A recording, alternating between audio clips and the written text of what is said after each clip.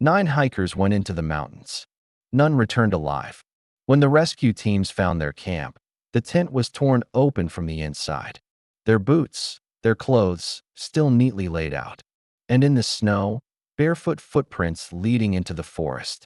Something had terrified them, enough to make them run into a blizzard. But what?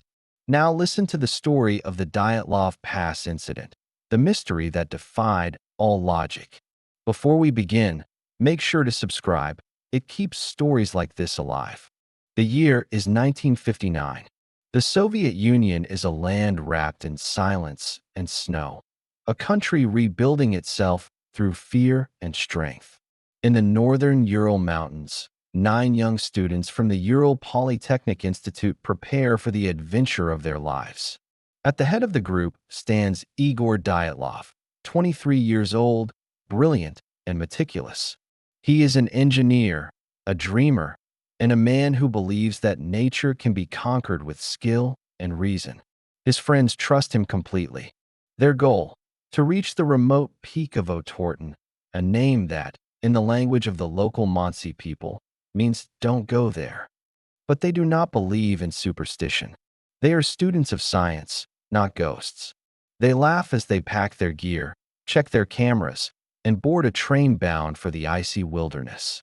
Among them are engineers, radio operators, and one woman, Zinaida Kolmogorova, fearless and strong. They take photographs, sing songs, and keep a journal. Every word and picture will become a clue when they never return. The journey begins with laughter.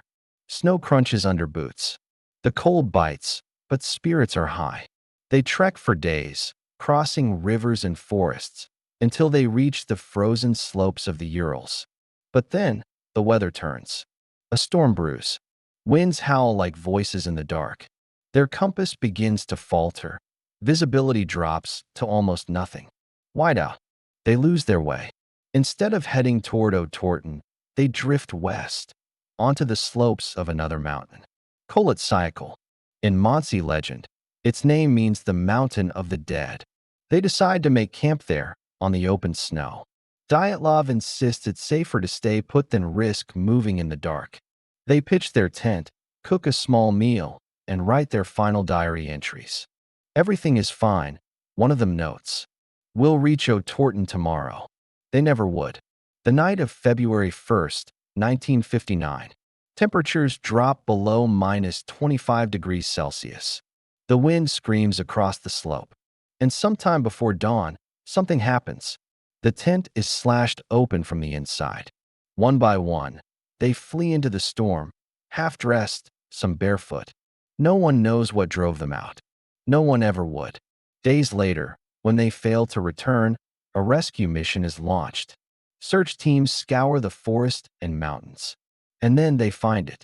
A tent, half buried in snow, standing silent against the wind. Inside, order. Food, cameras, journals, coats. Everything untouched. Outside, chaos. Bare footprints leading downhill. 8, 9 sets at first, then fewer, then gone. 2 bodies are found near a forest line by the remnants of a small fire. They are barefoot, wearing only their underclothes. Branches above them are broken high up, as if someone tried to climb in panic. Their hands are raw, their fingers blackened by frostbite. A few hundred meters away, 3 more bodies are found, Dyatlov among them. They lie as if crawling toward the tent, towards safety that never came. All 5 appear to have frozen to death. The rescue team breathes out, thinking the mystery is over. But they are wrong, because 4 more bodies are still missing. Weeks pass before the snow begins to melt. When they are finally found, what the rescuers see changes everything. Their injuries are brutal. One woman's eyes are gone. Another's tongue is missing. 2 have crushed ribs and fractured skulls, as though struck by a force no human could inflict. And there, in the middle of the snow, a Geiger counter begins to click. Their clothes register traces of radiation. The rescuers stop talking. Photographers put their cameras away. And the official investigation begins, quietly and under watch. What they uncover makes no sense. The tent was cut from the inside. There were no signs of struggle, no other footprints but their own. And the last photographs on their cameras? A glowing light in the night sky.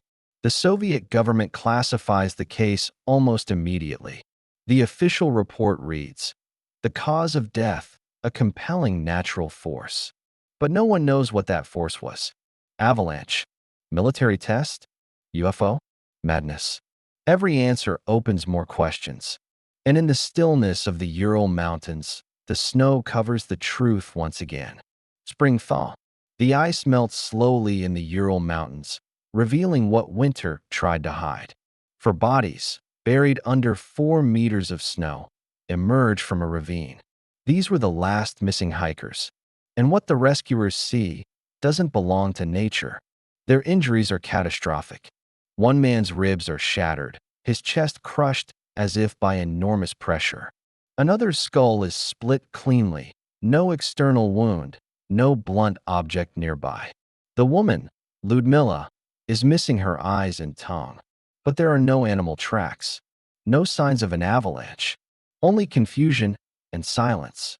When the coroner files his report, he calls it a force beyond human strength. But what force could crush bones without breaking skin? Investigators are ordered to keep quiet. The case, once a rescue, becomes a secret. A Geiger counter test reveals something else: radiation. Traces found on the hiker's clothing. Inexplicable, faint, but real. One investigator notes that the body's skin appears orange. Their hair, strangely gray. The official conclusion? A compelling natural force. No details, no explanations. Just a phrase designed to erase questions. But questions keep spreading, faster than the snow can bury them. In the villages nearby, whispers rise. Lights in the sky. Military experiments. Ghosts of the mountain. The Montsi people, who have lived there for generations, say the hikers disturbed a sacred place. They call the mountain Kolet Syakhl, the mountain of the dead. The Soviet press publishes almost nothing. Families are told not to ask questions. And the site itself, Dyatlov Pass, is quietly marked as forbidden. For decades, the truth sleeps under the snow. But then, years later, fragments begin to surface. Hikers who returned from the Urals claim to have seen strange orbs of light, hovering in the night sky, silent, bright, and unnatural. Others find pieces of rusted metal buried deep in the soil, as if from exploded ordnance. Some even speak of secret missile tests, weapons that never officially existed. Was it a military cover-up? An accident they couldn't explain? Or something the government itself didn't understand? No one knows. But one theory stands apart, both strange and haunting. It's called the infrasound theory. Some scientists suggest that the shape of the mountain and the wind could have created low-frequency vibrations, sounds too deep for human ears, but powerful enough to cause panic, nausea, and disorientation. If true, it could explain why the hikers slashed their tent and fled, believing death was chasing them when it was only air and fear. And yet, it still doesn't explain the crushing injuries. The missing eyes, the radiation. One by one, theories collapse under their own weight. Avalanche. No sign of it. Murder? No footprints but their own. Wild animals.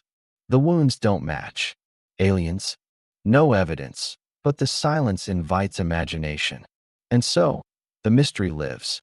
The Soviet Union eventually closed the case, sealing it away in archives for decades.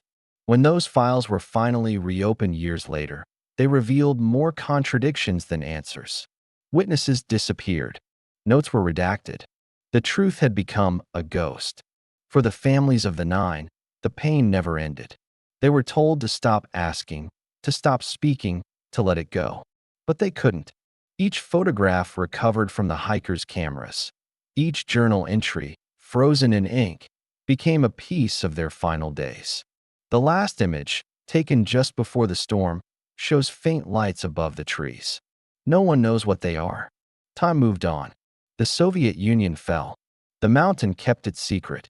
But in the decades since, The Dyatlov Pass incident has grown into one of the greatest unsolved mysteries of the 20th century, a story where every theory feels like fiction and every answer unravels into more questions. 9 young explorers. 9 lives full of promise. 1 mountain that never spoke again. And still, more than 60 years later, the snow refuses to give up the truth. If you enjoyed this story, please support us by liking and hitting the subscribe button. Also, do well to check out other interesting stories on our page. Thank you.